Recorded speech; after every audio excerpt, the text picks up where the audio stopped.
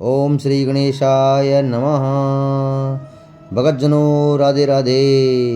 आज हम आपको श्रावण मास महात्म का दूसरा अध्याय श्रवण कराएंगे। कृपा कर ध्यान से सुने। शंकर भगवान सनत कुमार जी से बोले कि हे महाभाग ब्रह्मापुत्र, आप नर्म हैं। यही कारण है कि आप बड़े श्रद्धालु हैं, समस्त सद्गुणों से युक्त श्रोता हैं। हे अनद, आपने जो श्रावण मास के बारे में पूछा है तथा जो कुछ आपने पूछा भी नहीं है, मैं सहस्र आपसे कहता हूँ। चतुरता रहित प्राणी तो प्रिय होता ही है और आप वैसे ही नर्म हैं। आपके पिता ब्रह्मा बहुत उद्दंड थे, अतः उनका 5वां सिर कट गया। उस मत्सरता को छोड़ मेरी शरण में आए हैं। हे तात, मैं से कहूँगा, आप एकाग्रचित होकर सुने।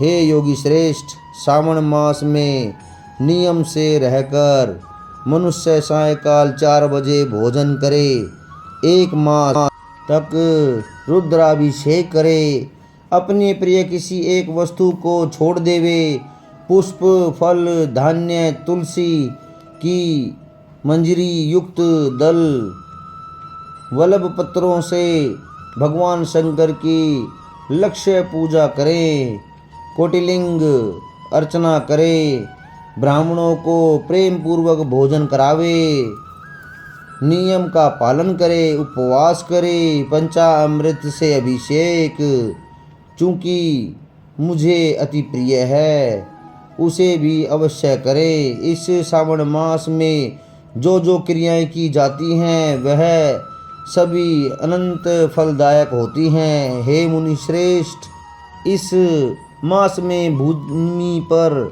शयन करे, ब्रह्मचर्य का पालन करे, सच बोले, कभी भी व्रत रहित न रहें, पतल में भोजन करें तथा व्रती साग मात्र का त्याग करें। हे मुनियों में उत्तम भक्ति युक्त हो व्रत का पालन करे, प्रातःकाल स्नान ध्यान करे, इंद्रिया निग्रह करे अर्थात अपनी इंद्रियों को वश में रखे, एकाग्र मन से प्रतिदिन मेरी पूजा करे। इस मास में मंत्रों का पुरस्चरण भी उत्तम सिद्धि प्रदान करने वाला होता है। षड अक्षर शिव मंत्र और गायत्री मंत्र का जाप करना चाहिए। प्रदक्षिणा नमस्कार तथा वेदों का पाठ करने से शीघ्र ही मनोवांछित फल की प्राप्ति होती है। पुरुष सूक्त जाप तो और भी अधिक फलदायक होता है। ग्रह यज्ञ, कोटि होम, लक्ष्य होम तथा युक्त होम अपने पर संग फलता है और वांछित फल प्रदान करने वाला होता है। जो व्यक्ति इस मास में एक दिन भी व्रत से रहित व्यतीत करता है वह महाप्रलय तक घोर नरक में वास करता है। यह मास मुझे सर्वाधिक प्रिय है। इस मास फलदायक है तथा निष्काम भाव से किए गए कर्म के फलस्वरूप मोक्ष प्रदान करने वाला होता है। हे सत्तम, इस मास में करने योग्य जो कर्म कहे गए हैं उनको मुझसे सुनो। रविवार को सूर्य व्रत करें, सोमवार को मेरी पूजा कर भक्त भोजन करे, श्रावण मास के प्रथम सोमवार से प्रारंभ करके 3.5 मास तक होने वाला संपूर्ण कामनाओं की अर्थ सिद्धि प्रदान रोटक नामक व्रत होता है।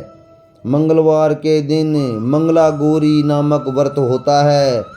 बुधवार को बुध का व्रत, बृहस्पतिवार को बृहस्पति का व्रत और शुक्रवार को जयंतिका देवी व्रत किया जाता है। शनिवार को हनुमान तथा नरसिंह का व्रत कहा गया है। हे मुनिश्रेष्ठ, अब मैं तिथियों में होने वाले व्रतों का वर्णन करता हूँ, आप ध्यानपूर्वक सुने। श्रावण मास के शुक्ल पक्ष की द्वितीया को औदुंबर नाम का व्रत होता है।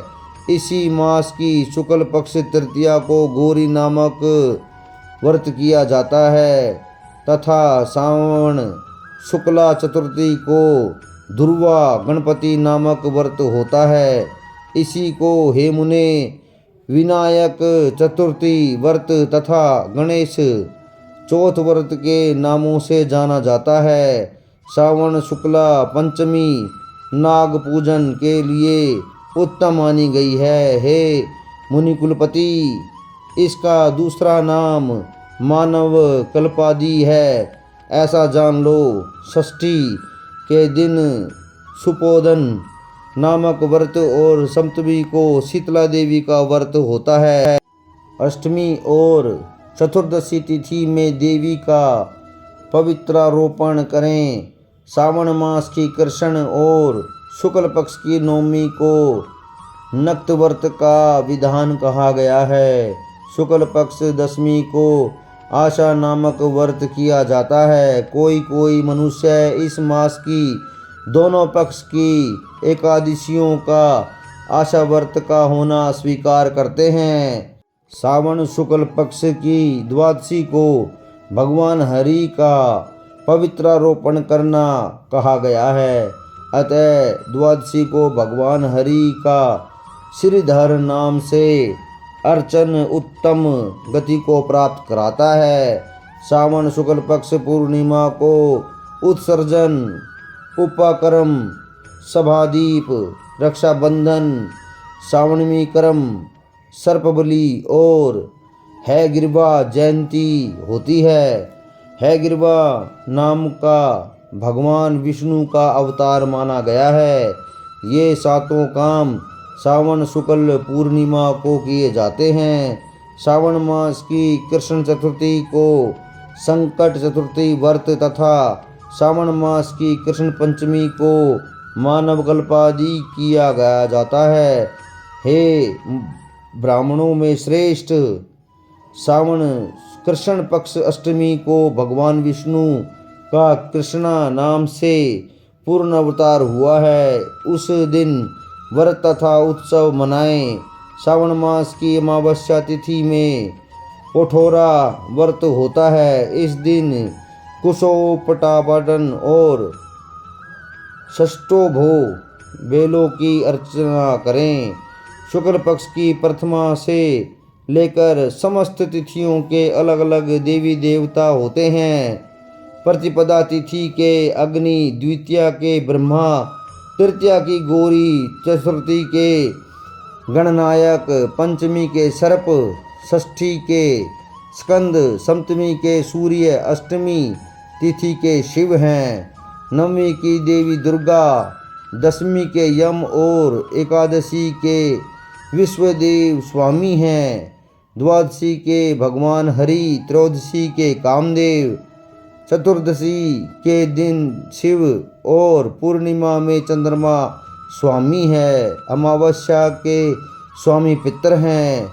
इस क्रम से ये देवी देवता तिथियों के स्वामी कहे गए हैं। जिन देव की जो तिथि है उस तिथि को उस देवता की अर्चना करनी चाहिए, ऐसा कहा जाता है। हे मुनिश्रेष्ठ, इसी में प्रातः अगस्त्यम नक्षत्र का उदय होता है।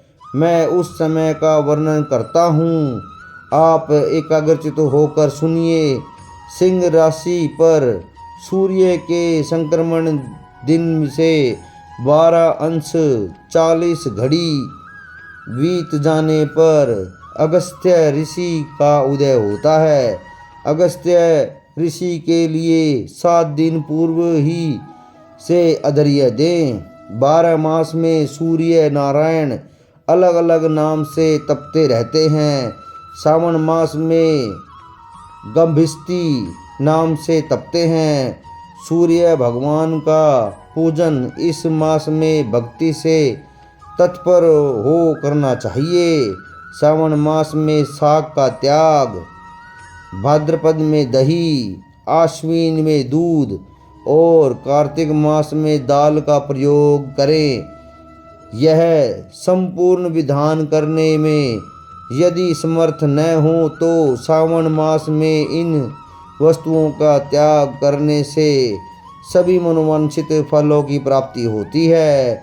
हे मान्य सज्जन ब्राह्मण, यह आपसे मैंने अति संक्षेप में उपदेश किया है। हे मुनि श्रेष्ठ, इस सावन मास में होने वाले व्रत और धर्मों का सविस्तार रूप से वर्णन कोई 100 वर्षों में भी करने में समर्थ नहीं है।